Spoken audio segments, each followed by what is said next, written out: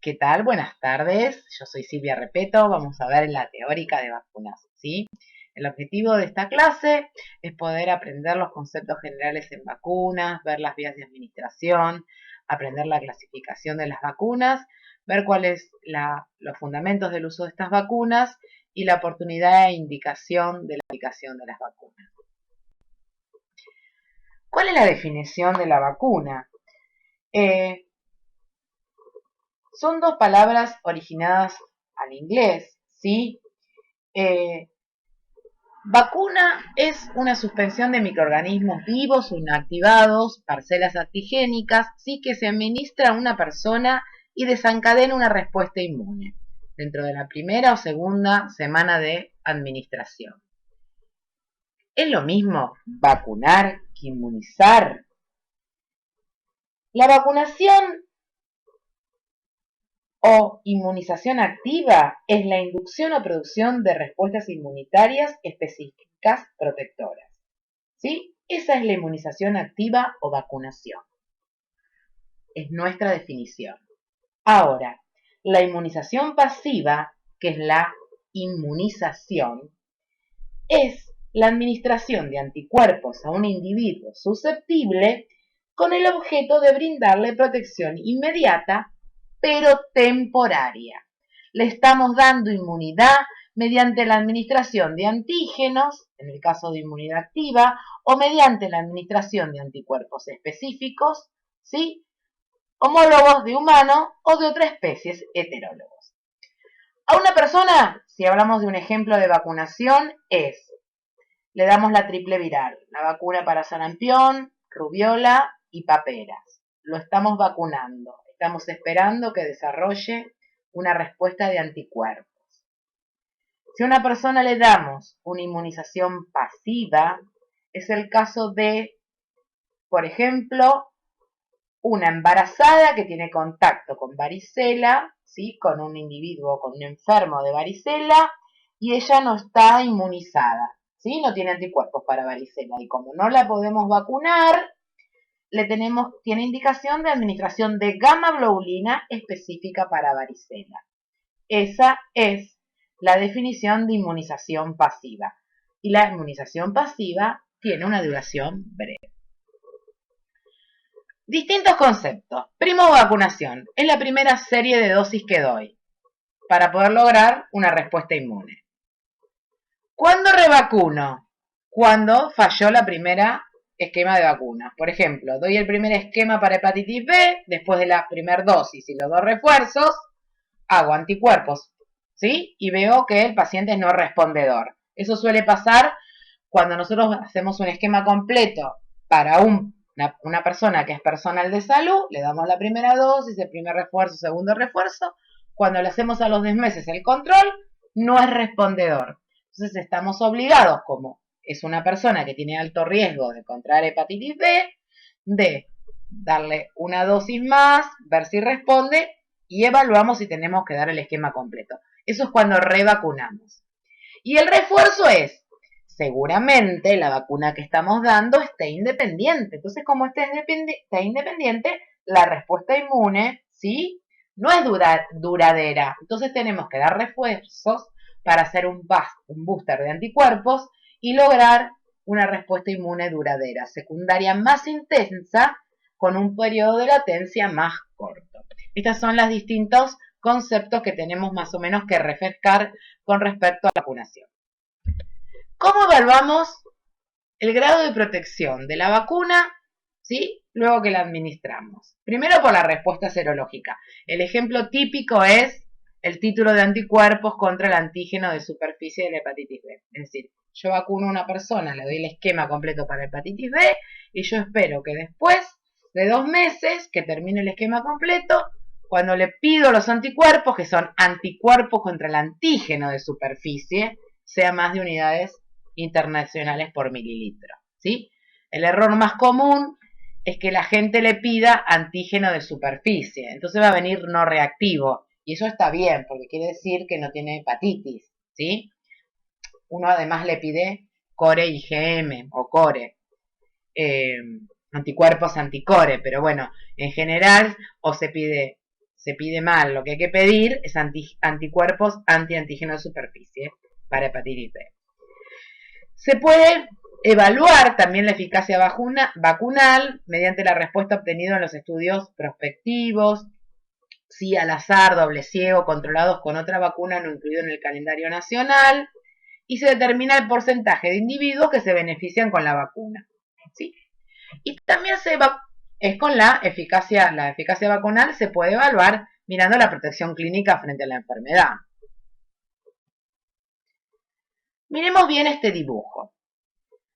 Tenemos 3 dibujitos, ¿no?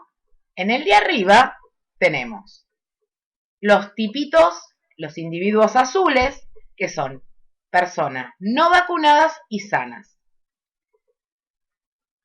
Los rojos son personas no vacunadas, enfermas y que contagian.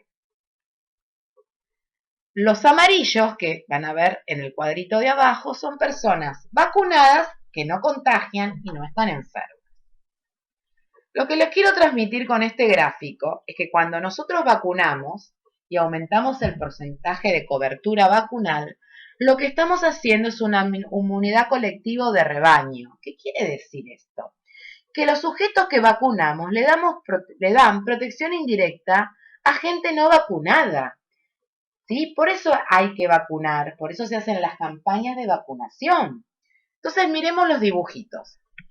Esta gente, los azules, están no vacunados y sanos, pero estos dos rojos no se quisieron vacunar y los contagiaron. Y acá tenemos, ¿sí?, un brote de gripe. En el cuadro del medio tenemos los hombrecitos azules no vacunados, algunos hombrecitos rojos que no se quisieron vacunar y algunos amarillos que se vacunaron.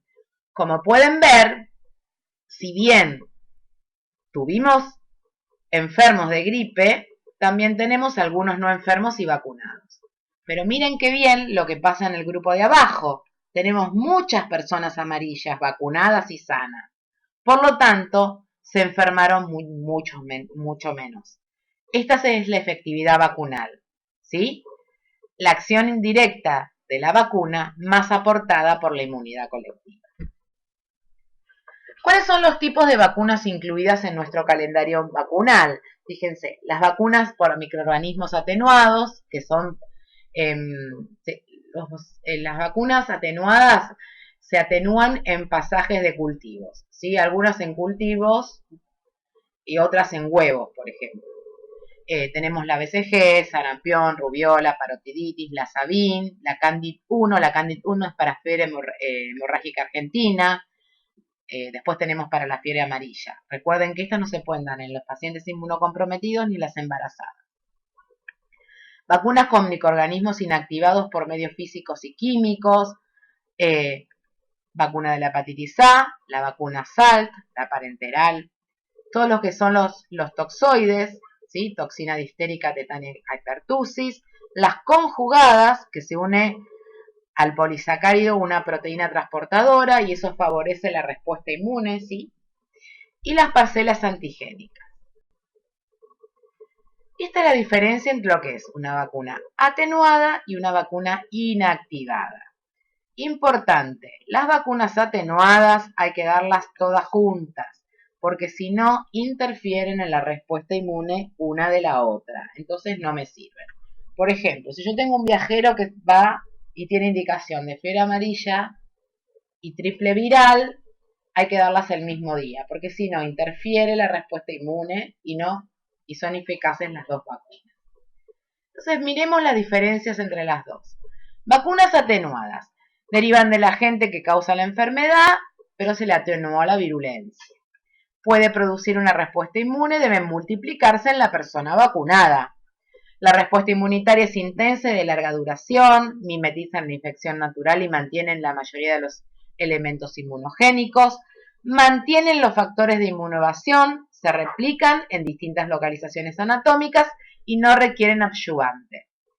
Inducen la aparición de inmunidad humoral y celular y mejor respuesta de los linfocitos CD8. La inmunidad que generan es interferida por anticuerpos circulantes. Por eso también hay que tener en cuenta cuando alguien recibió gamaglobulinas, por ejemplo una gamaglobulina antitetánica. Uno se fija siempre si el paciente recibió gamaglobulina, cuándo se tiene que dar la vacuna. Y están contraindicadas en los inmunocomprometidos y en las embarazadas. Las vacunas inactivadas se inactivan por medios físicos o químicos. No se replican en el individuo que vacuno. Están compuestas por todo el virus o la bacteria, o por fracciones. Induce una respuesta inmunitaria de menor intensidad y duración que los virus atenuados. Requieren más dosis y dosis de refuerzo. Tienen mucha menos respuesta de los CD8. No se afectan por otros anticuerpos. ¿Sí? Fíjense que son totalmente diferentes una de las otras. Y acá nos vamos a introducir entre la diferencia entre las vacunas, antígenos T dependientes y T independientes. Así como hablábamos que las vacunas a virus vivos atenuados no necesitan refuerzos porque se replican en el individuo y tienen mucha más respuesta de los linfocitos TCD8 que las vacunas inactivadas, acá nos va a pasar lo mismo con las vacunas T dependientes. Las vacunas T dependientes producen una estimulación de los linfocitos B que dependen de la coestimulación. En general son de naturaleza proteica porque tienen en su molécula pocas copias, pero con muchos epitopes diferentes que estimulan. Y hay un cambio de isotipo en las inmunoglobulinas y producen memoria inmunológica, con una respuesta inmune secundaria. Mejoran la inmunidad en los niños menores de 18 meses y sirven a partir de los 2 años de edad. Y producen muy buena memoria inmunológica. ¿Qué pasa con los antígenos T independientes? Directamente estimulan a los linfocitos B. Tienen los mismos epitopes. Los linfocitos T casi no los tocan, por lo tanto la respuesta es más débil porque realmente estimulan casi a los linfocitos B. No producen cambio de isotipo y tampoco inducen memoria inmunológica, ¿sí? Y tampoco erradican la aportación, en el caso que vamos a ver, nasofaringe. Y los ejemplos claros entre las vacunas conjugadas y no conjugadas, por ejemplo, es la vacuna Prevenar 13, que es la que usamos para el neumococo, ¿sí? Fíjense, en este caso son vacunas que se unen en un polisacárido capsular, unen un polisacárido capsular con una proteína transportadora y cambian de timo independiente a timo dependiente, ¿sí? Y lo que hacen es aumentar el título de anticuerpos rápidamente desde la primera dosis, inducen altos niveles de inmunoglobulinas, no provocan tolerancia y producen memoria comunitaria cuando disminuyen el estado de portador. ¿Cuáles son las vías de administración de la vacuna? Algo bien importante. Si ¿es intramuscular? Sí. ¿Puede ser subcutánea? Sí. Y intradérmica, sí. Cuando hablamos de intramuscular, va a ser en el brazo, ¿sí? En el deltoide si es en los adultos. Va a ser en el muslo si es en los niños. Nunca va a ser en la cola, en el glúteo. Eso está mal, ¿sí? Acá les dejo un cuadro donde pueden ver cómo se administra cada vacuna. Introduciéndonos a las vacunas, acá tenemos la vacuna tétanos, difteria, pertussis, que son, ¿sí?, vacunas toxoides. Acá tenemos el esquema de vacunación, ¿sí? Toxoide tetánico, diftérico, ¿sí? Primero depende de la edad, son células completas, ¿sí? Después tenemos toxoide en los adultos, tetánico y difterico. Recuerden que los adultos después del esquema completo se da una dosis de doble adulto cada 10 años y en las embarazadas, como vamos a ver luego, se tiene que dar una triple acelular con el componente acelular de la pertussis en la semana 20 de embarazo en cada embarazo. Con respecto al tétanos, es una enfermedad, es una infección que no está totalmente erradicada. Yo acá en este mapa les puse, y es antiguo, algunos de los casos que se encontraron. El problema del tétanos es o que la gente no se vacuna o está sobrevacunada, ¿sí? Porque se sobreindica la vacuna. Es una patología que es muy frecuente en los ancianos porque los esquemas de vacunación no están completos. Pero que si ustedes miren acá, los casos fueron en Corrientes, 82 años, Misiones, ¿sí? Buenos Aires, Córdoba, 68 años, ¿sí? Un nene de 14 años. Pero es una patología que siempre está, que hay que pensarlo y la única forma de erradicarla es la vacunación y que es una herramienta que tenemos a mano. Bordetella pertussis. Bordetella pertussis produce la tos convulsa y el coqueluche. Los adultos somos el reservorio principal y en general somos asintomáticos. Hace unos años, en el año 2011, se instaló la vacunación al personal de salud que trabaja con niños, ¿sí? Y a la embarazada a partir de la semana 20 de embarazo para poder transmitirle anticuerpos al feto, hasta que pudiera vacunarse el niño. Y hubo una reducción de los casos de fallecidos desde el año 2011 que se instauró la vacunación. Ustedes pueden ver acá el gráfico, la reducción del fallecimiento, y acá, ¿sí? Con la introducción de un refuerzo a los 6 años de la vacuna y la introducción de la vacunación, ¿sí? En el personal de salud que trabaja con los niños, la disminución de la mortalidad. La estrategia de vacunación de la triple A celular es sobre todo para proteger al recién nacido. Por un lado tenemos la estrategia capullo, que es la estrategia de vacunar a la madre para la transmisión de anticuerpos al bebé, al feto y al recién nacido. Esto se hace en la semana 20 del embarazo, en todos los embarazos. Y la vacunación familiar, que es vacunar a todos los integrantes de la familia, a todos los que estén cerca del bebé. ¿Por qué? Porque se cree que la transmisión de la infección se hace a partir de todos los contactos, la mayoría a partir de todos los contactos del recién nacido. Si la madre no fue vacunada en el embarazo, se le tiene que vacunarla en el posparto inmediato. Con respecto a la difteria, fíjense que tenemos antecedentes importantes en distintos años y el último caso en la Argentina fue relacionado con un brote en Paraguay en el 2003. Acá les dejo para que puedan ver con detalles en las distintas combinaciones de vacunas donde podemos incluir la triple A celular. Sí, perdón, la vacuna para tétanos, pertussis y difteria. Vamos a hacer un pequeño ejercicio. Consulta la guardia un paciente de 30 años con una mordedura de canino desconocido. ¿Cuál es la conducta adecuada? ¿Qué es relevante para el interrogatorio? Nosotros nos vamos a ver acá vacuna antirrábica. Lo que quiero repasar con ustedes es esquema de vacuna antitetánica. Y quiero que se lleven un concepto de esta clase. La indicación de gamma globulina antitetánica solo es cuando se desconoce el esquema de vacunación antitetánica del paciente, ¿sí? O cuando el paciente nunca fue vacunado, tiene un esquema incompleto. Nosotros consideramos un esquema completo cuando el paciente tiene 3 o más dosis dadas, ¿ok? Si no, no necesitamos dar gamma globulina. Una mordedura es una herida sucia, ¿sí? Partamos de esa base. Entonces, ¿qué hacemos? Esta es una herida de alto riesgo de contaminación por Clostridium tetani, ¿sí? Vamos a lavar la herida, evaluamos la limpieza si es necesaria, ¿sí?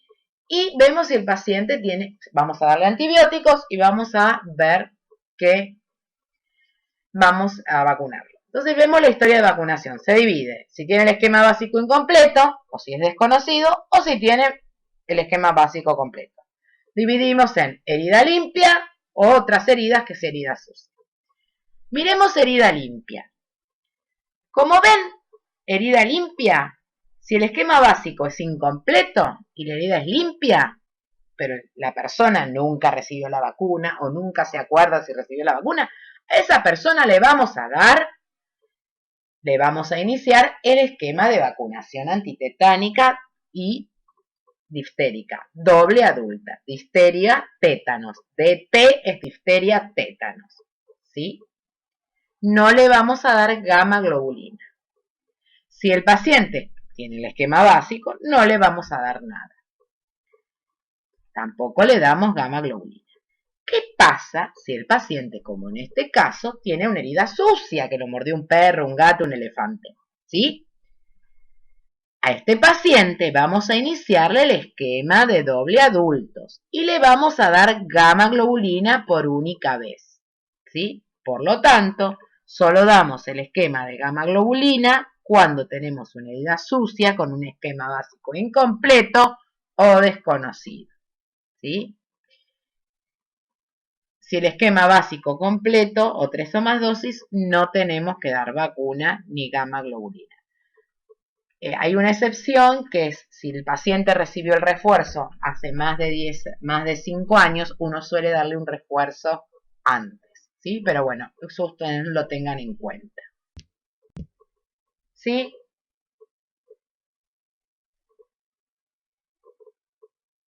El objetivo de la vacunación. El objetivo de la vacunación para estreptococo es reducir la incidencia, las complicaciones, las secuelas y la mortalidad de la neumonía y la enfermedad por neumocóxica invasiva. Nosotros hablamos de enfermedad neumocóxica invasiva, la bacteriemia de la meningitis por neumococo. ¿A quién vamos a vacunar? A todos los demás de 65 años de edad. Los que tengan menos de 65 años de edad, vamos a vacunar a aquellos que tengan riesgo de enfermedad neumocóxica invasiva, que pueden ser no inmunocomprometidos, que son aquellos que tienen enfermedad cardíaca, enfermedad pulmonar crónica o diabetes. Y después tenemos todo el grupo de inmunocomprometidos que ven acá, que van a ver desde el paciente HIV, las inmunodeficiencias, oncohematológicas, los pacientes asplénicos, ¿sí? Las fístulas de líquido cefalorraquídeo que pueden quedar en pacientes posoperatorios. Pero son en general toda la listita de inmunocomprometidos que tenemos acá. Estas son las dos vacunas que tenemos. Para conferir una inmunidad completa, casi completa, tenemos que dar las dos vacunas. Y las dos vacunas se van a dar en forma secuencial, ¿sí? El tiempo de la vacunación va a depender si el paciente es inmunocomprometido o no, si el paciente es trasplantado o no, y la edad. Y siempre vamos a empezar con una vacuna conjugada, ¿sí? De 13 serotipos y vamos a seguir con una vacuna polisacárida de 23 serotipos. Los polisacáridos, recuerdan que teníamos menos respuesta inmune, que necesitábamos dar más dosis porque no hacía tanta memoria. Bueno, muchas veces vamos a necesitar dar dosis de refuerzo. Si pueden observar bien, con el mismo color van a ver los serotipos que comparten estas vacunas. Pero muchas comparten y otras se complementan los serotipos. Pero sí es interesante ver cuáles son las diferencias. Por ejemplo, la polisacárida de 23 serotipos produce una respuesta T independiente, no genera inmunidad de memoria, no tiene impacto en la aportación respiratoria, ¿sí? Tiene una efectividad del 75% para prevenir la enfermedad neumocóxica invasiva en los inmunocompetentes. Y no es inmunogénica en los niños, o sea, yo no se la doy a un niño de menos de 2 años. La conjugada está independiente, ¿sí? Hay memoria inmunológica, se la damos a los chicos, previenen la aportación respiratoria, es eficaz para prevenir la enfermedad neumocóxica, ¿sí? Con distintos porcentajes. Y acá yo les voy a dejar, es interesante que en Argentina nosotros al principio vacunábamos a todos los pacientes con la Neumo 23, que es la polisacárida de 23 serotipos. Después se incluyó en el calendario la de 13 serotipos, ¿sí? Para los chicos y después para los adultos. Yo acá les dejo un cuadrito donde ustedes pueden ver la población objetivo, son inmunocomprometidos, no inmunocomprometidos y los trasplantes, y como nosotros vamos dando, según el paciente, las distintas dosis. Para que tengan idea, ¿sí? Cómo uno se maneja todos los días. Esto también va cambiando, es muy dinámico todo lo que es las vacunas. Y observen que en la Neumo 23, ¿sí? La polisacárida, que es la de 23 serotipos, uno le tiene que dar refuerzos porque es polisacárida, si no está unida a ningún transportador proteico que estimule la respuesta T. BCG. La BCG es la vacuna para la tuberculosis, ¿sí? Ustedes saben que la BCG es una preparación liofilizada constituida por bacterias vivas, obtenidas por un cultivo de bacilos vivos atenuados, ¿sí? Procede de una cepa de Mycobacterium bovis, ¿sí? Producida una vez por Calmet y Guerin, ¿sí? Hay distintos subcepas que toman el nombre del laboratorio donde han sido cultivadas. La vacuna se tiene que aplicar en forma intradérmica en el brazo, ¿sí? Antes de mandar al chico de alta de la maternidad. Aquellos con esquemas atrasados los tienen que recibir hasta los 6 años, si no, no se administra la vacuna. ¿Para qué sirve la vacuna de la BCG? Antes la vacuna de la BCG se recibía hasta el ingreso, hasta los 16 años. Ahora solamente se da hasta los 6 años, ¿sí? Y una sola dosis. Reduce la diseminación hematógena del bacilo desde el sitio primario de infección. No previene la primoinfección bacteriana. Si se aplican en el periodo neonatal, induce un efecto protector de un 50% para la forma pulmonar, 60 a un 80% para la forma extrapulmonar grave y un 65% de reducción de mortalidad para la enfermedad. Y antes de dar la BCG, hay que descartar infección por HIV u otra inmunodeficiencia, ¿sí? Bajo peso al nacer, porque es una vacuna atemporal. En esta diapositiva vemos la variabilidad de los distintos serogrupos del meningococo a nivel mundial. Ustedes ven distintos gráficos de tortas, ¿sí? Van a ver que los distintos colores corresponden a los distintos serogrupos. Miremos, el grupo A, ¿sí? El serogrupo A es el violeta, el grupo B, el serogrupo B es el celeste, los verdecitos es el serogrupo C, el rosadito pálido, ¿sí? Tipo gris es el W135, el I es el blanco y otros son los negros. Como pueden ver, los serogrupos A, B son los que tienen mayor distribución a nivel mundial. Miren, de importante, Sudáfrica, África, tiene el serogrupo A, ¿sí? Y el serogrupo W135. ¿Y por qué me importa como médico esto? Porque la gente que viaja a esas áreas tiene que darse la vacuna, ¿sí? Para estos serogrupos para evitar la transmisión. Y ahora miremos con tranquilidad qué pasa en Latinoamérica. Los serogrupos predisponentes son el grupo B, el grupo C y el IW135. Nosotros tenemos vacuna para estos serogrupos. Hay una vacuna que es la Menveo, ¿sí? Que es el serogrupo W135 y el grupo C, y la Bexero, que es la nueva del grupo B. La Menveo está agregada al calendario nacional y la del grupo B no. Acá vemos el cinturón del meningococo. Fíjense esta línea mucho más naranja, naranjita más oscura, donde nosotros sabemos que la distribución del serogrupo es el serogrupo A. Entonces, cuando un viajero consulta, nosotros le vamos a preguntar dónde va a ir. El paciente nos tiene que decir día por día cómo va a ser su viaje. Nos vamos a meter en mapas especializados, están los mapas del CDC, que ustedes incluso pueden entrar al libro amarillo, ¿sí? Del CDC, donde están todas las áreas. Entonces vamos a ver por área geográfica cuáles son las infecciones prevalentes y los riesgos. Y si entramos a Sudáfrica, a África, van a encontrar el cinturón meningocócico. ¿Y qué quiere decir? Que nosotros tenemos que vacunar a los pacientes antes de viajar. Una cosa muy importante, La enfermedad meningocócica, no sé si lo repetí en las diapositivas previas, es una enfermedad de comportamiento endémico epidémico, donde la aportación del meningococo aumenta en periodo de brote. Y esto repitiendo de nuevo el mismo concepto. Fíjense cuáles son los serogrupos más importantes de Argentina. El serogrupo B, que ese es el colorado, ¿sí? El serogrupo W, ¿sí? Que es el grupo azul. Después tenemos el C en menor medida, que es el color verdecito. Y como ustedes saben, ¿cuál es el grupo etario que se distribuye mayormente la enfermedad meningocócica? Es decir, la enfermedad severa por meningo, con compromiso sistémico por compromiso meningio. Fíjense que afecta a quién? A menores de 1 año. Por lo tanto, uno piensa, el meningo está incluido dentro de los gérmenes más frecuentes de la meningitis bacteriana en niños que uno no tiene que dejar de cubrir.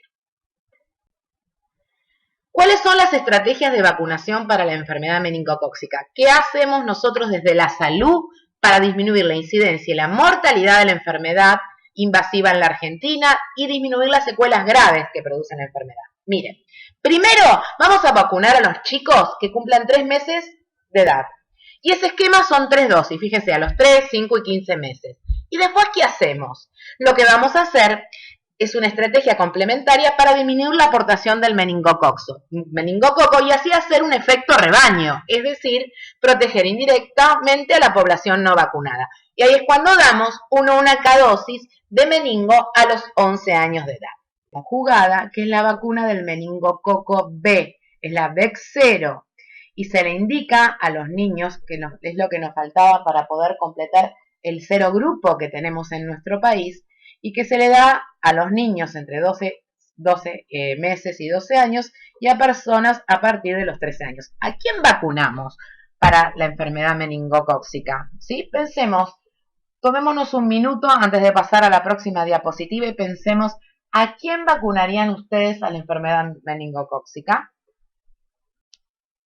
Miren, todo paciente con asplenia anatómica y funcional, todos los pacientes que tengan deficiencia del complemento, enfermedades oncomatológicas, inmunodeficiencia de tipo humoral o combinada, pacientes VIH, niños, adolescentes cerrados en comunidades cerradas, por ejemplo, institutos de rehabilitación, instituciones cárceles, personales de fuerzas de seguridad, tripulaciones de viajes, ¿sí? La gente que viaja en aviones, los comandantes de aviones, viajeros a regiones endémicas o hiperendémicas.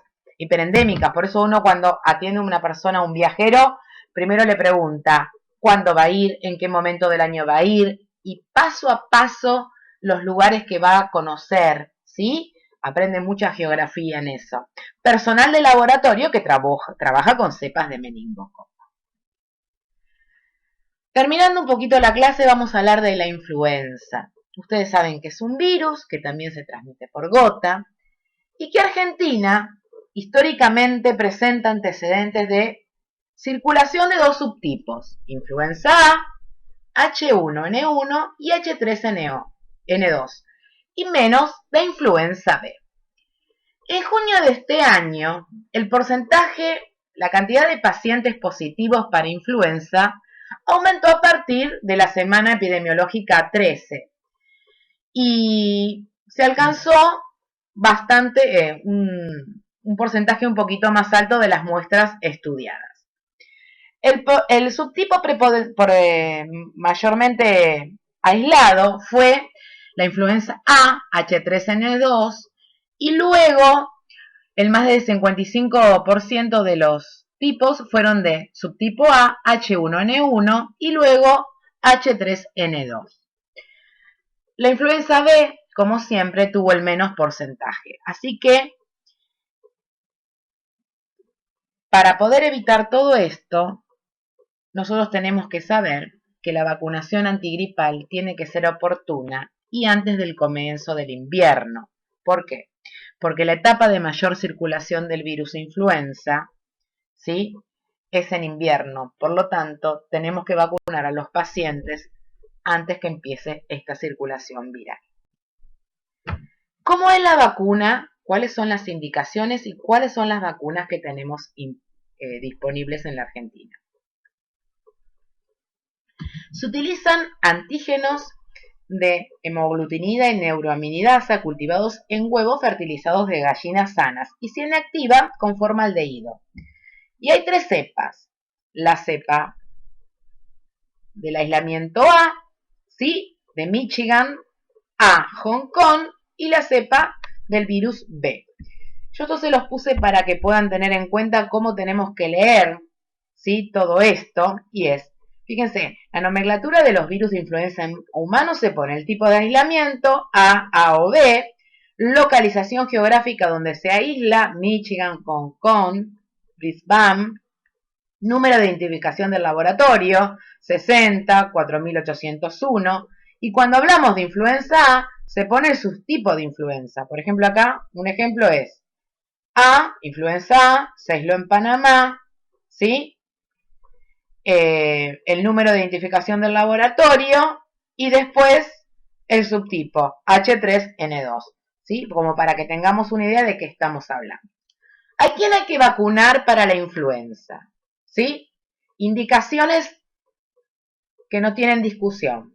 Personal de salud, embarazadas en cualquier momento del embarazo y puérperas, los niños de 6 a 24 meses de edad y personas mayores o igual de 65 años. ¿Qué pasa con aquellos de entre 2 y 64 años de edad? Bueno, vamos a tener distintos pacientes inmunocomprometidos o no, que van todos aquellos que tienen enfermedades respiratorias. Fíjense que es muy parecido a los pacientes que vacunó para neumococo, enfermedades cardíacas, todas las inmunodeficiencias, ¿sí?, oncohematológicos, inmunodeficiencias primarias, y muy importante, pacientes obesos, ¿sí? Un índice de masa corporal más de 40, pacientes diabéticos y pacientes con insuficiencia renal crónica. Pasamos a vacunación de rubiola y sarampión.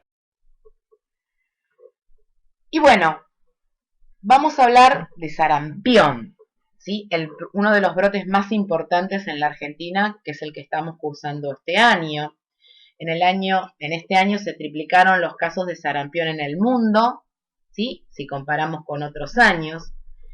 Y este es un gráfico que podemos del sistema de vigilancia en Argentina, y ustedes pueden ver que el mayor número de casos de sarampión se encontraron en niños de menor de 1 año.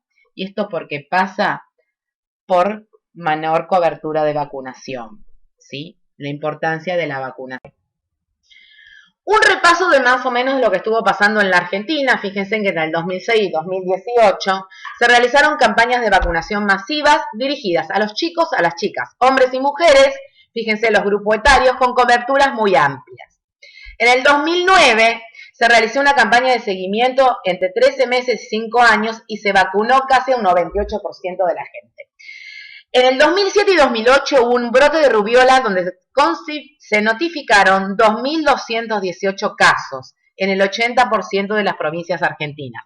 Ustedes saben que el sarampión y rubiola son enfermedades, son infecciones de notificación obligatoria. Se dice notificación y no denuncia. Uno tiene que entrar a una página del ministerio donde pone los datos del paciente, los resultados, porque uno piensa el pretest, ¿sí?, el diagnóstico sospechoso, y después lo confirma con el resultado serológico. Y en el 2009, como ven acá, se identificó el último caso de rubiola en la Argentina, de rubiola, ¿sí?, y los últimos casos de síndrome de rubiola congénita. Ustedes saben que este es el brote más importante de sarampión que hubo en la Argentina. Entonces, las indicaciones de vacunación que tenemos que plantearnos es, ¿cuándo un chico está vacunado para la rubiola y el sarampión? ¿Sí? 2 dosis de triple viral, a los 12 meses y a los 5 años de edad. Entonces, para todo el mundo hay que verificar si está bien vacunado o no. Entonces, tienen que tener una dosis de vacuna triple viral, es decir, sarampión, rubiola y papera, todos los niños de 12 meses a 4 años inclusive. Si yo veo eso en un carnet de vacunación, verifico que el chico esté vacunado. ¿Qué pasa con los mayores de 5 años, los adolescentes y los adultos? Es decir, nosotros. Bueno, yo ya estoy vieja, pero bueno. Deben acreditar 2 dosis de vacuna frente al sarampión después del año de vida, que puede ser frente al sarampión, ¿sí? O la rubiola, preferentemente la doble, que es sarampión y rubiola, o la triple viral. O tener una serología positiva para el sarampión. Ojo al piojo, fíjense que las personas nacidas antes de 1965 no necesitan vacuna. ¿Por qué? Porque no había vacuna en ese momento. Entonces la gente, ¿cómo estaba? Inmunizada naturalmente. Y esto fue lo que se hizo la vacunación de emergencia, porque estábamos en esta situación. Entonces se tuvo que, esto es algo muy dinámico y se plantean estrategias de vacunación para el control de una enfermedad tan fácilmente transmitida como el sarampión, que recordemos se transmite por aerosoles. Y esas son las acciones intensivas que se hizo tanto para Capital Federal como para algunas regiones de Buenos Aires. Pero para que tengan una idea, miren, los chicos entre 6 y 11 meses de edad deben recibir una dosis de vacuna triple viral, dosis 0. La dosis 0 no está incluida en el esquema de vacunación. Quiere decir que yo tengo que completar el esquema de vacunación sin tener en cuenta esta vacuna, este refuerzo que yo doy en el contexto del brote. Los niños y las niñas de 13 meses a 4 años tienen que tener 2 dosis de triple viral. La primera dosis corresponde al primer año de vida, la dosis de la campaña luego del seguimiento del 2018. Y los que no recibieron la dosis de la campaña tienen que recibir una dosis adicional. Y esto, como ven, fue una norma realizada a partir de la Secretaría del Gobierno de Salud, ¿sí?, de la Argentina en septiembre de este año. Y esto es nada más para que ustedes piensen y tengan ideas. Cuando alguien está inmunizado en forma correcta, cuando alguien tiene anticuerpos, ¿qué pasa si yo tengo contacto con una persona con sarampión y no me acuerdo si me di las dosis o no? ¿Cómo sé si esta persona está inmunizada o no? Entonces, fíjense, primero hay que tener en cuenta el esquema de vacunas, como lo vemos acá, y a los adultos, si no están vacunados, tienen que recibir 2 dosis. La primera, ¿sí?, y el refuerzo a las 4 semanas. Un individuo es inmune si presenta evidencias serológicas de la inmunidad para sarampión, para varicela, o para rubiola o para paperas con IgG. Si yo no tengo el recurso, ¿sí?, si yo no tengo el carnet de vacunación o no tengo la posibilidad de hacerle serología, al paciente se va a la vacuna, a la persona se lo vacuna. Un individuo es inmuno si presenta un esquema completo de vacunación y si nació con anterioridad a 1965. Ojo que las mujeres embarazadas, no se vacunan, y aquellas con posibilidad de embarazo hay que vacunarlas y diferir el embarazo por lo menos 8 semanas. ¿Qué pasa con la hepatitis B? Primero, hepatitis B, vacunación universal, ¿sí? Por lo tanto, la gente se puede ir a vacunar con el documento de identidad y sin una orden médica, y es gratuita. La hepatitis B infecta a más de 500 millones de personas en el mundo. Es la causa más frecuente de hepatitis crónica, de cirrosis y carcinoma hepatocelular. Fíjense que, como ustedes saben, la transmisión es sexual, vertical y parenteral, ¿sí? Es de hasta un 30% en pacientes. Hay transmisión si el paciente tiene antígeno de superficie positiva, y de un 30 a un 60% si la fuente tiene un antígeno positivo. Argentina tiene una endemicidad baja. La distribución de casos no es homogénea. La vacunación contra la hepatitis B está incorporada en el calendario nacional para los recién nacidos a partir del año 2000 y es obligatoria para el personal de salud. ¿A quién tenemos que vacunar para la hepatitis B? Dijimos que es vacunación universal para todos los habitantes del país. Menores de 20 años no vacunados o con esquema incompleto. El esquema completo es 0 al mes y a los 6 meses. Vacunación para mayores de 20 años, se inicia o se completa los esquemas de vacunación. Y hay que captar a individuos pertenecientes a grupos de riesgo. Trabajadores de salud, politransfundidos, convivientes con pacientes con hepatitis, personas convivientes con SIDA, usuarios de drogas endovenosas, heterosexuales con relaciones no monogámicas, hepatopatías crónicas y los trabajadores de salud. Bueno, y ahora sí, vamos al ejercicio de hepatitis B, que tampoco se había escuchado bien. ¿Qué dice? Un trabajador de la salud presenta un accidente con una aguja hueca con un paciente con infección con antígeno de superficie positivo. Es decir, no tenemos en este caso el antígeno HB ni los anticorres, pero vemos que tiene viremia. Esto es en el caso de la fuente. ¿Qué pasa con el accidentado? Bueno, el accidentado, que podemos ser cualquiera de nosotros, dice, yo recibí el esquema de vacunación, pero no tengo ni idea si me hice el control de anticuerpos, si me hice los anticuerpos, perdí el papel en la mudanza. Entonces, ¿nosotros qué tenemos que hacer? Miren, acá tenemos 4 opciones. Pensemos un segundito cuál es la correcta. ¿Le administramos inmunoglobulina al paciente, al accidentado?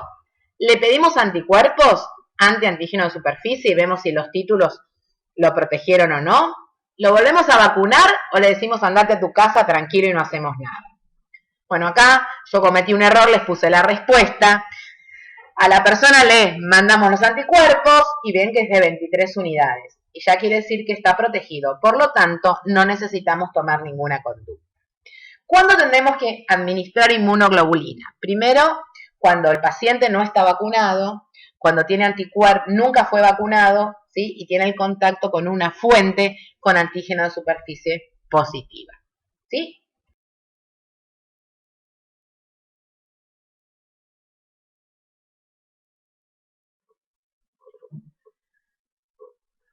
Finalizando las hepatitis, hablamos de la hepatitis A.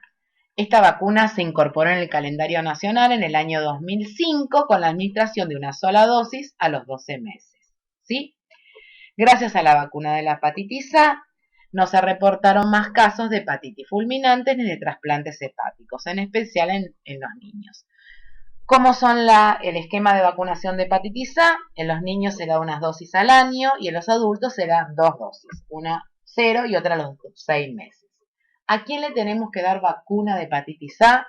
A todas las personas que viajen a área endémica, a hombres que tienen sexo con hombres, a los pacientes, a los individuos con drogadicción, desórdenes de la coagulación, todos pacientes con alteraciones hepáticas, y aquellos que tengan riesgo ocupacional, personal gastronómico, personal de jardines maternales, pediatras, o sea, personal de salud, en los brotes, ¿sí? Y todos los que trabajen con animales de laboratorio.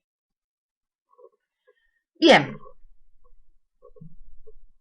pasando a hablar del virus de la poliomielitis, ustedes saben que ya está erradicado y que en la Argentina el último caso de poliomielitis por virus salvaje fue en el año 1984 en la provincia de Salta.